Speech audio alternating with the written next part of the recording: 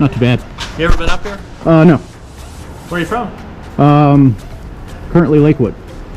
Okay. I mean, you're out at this time of year on that, so you must be pretty good. Yeah. You don't have knobbies. You got the street slicks. Yep. There could be slush up towards the top. Oh, okay. It's just wet right now, but that can change when the wind blows and the Gotcha, changes, gotcha. so. Yeah. Some spots you may have to be real careful and go around a spot Sure. of ice or something, but mostly it's okay. Okay. I'd say that's a pretty full tank. That's a lot of fun. Basically a dirt bike with street tires. Yeah. Did you ride all the way down from Lakewood?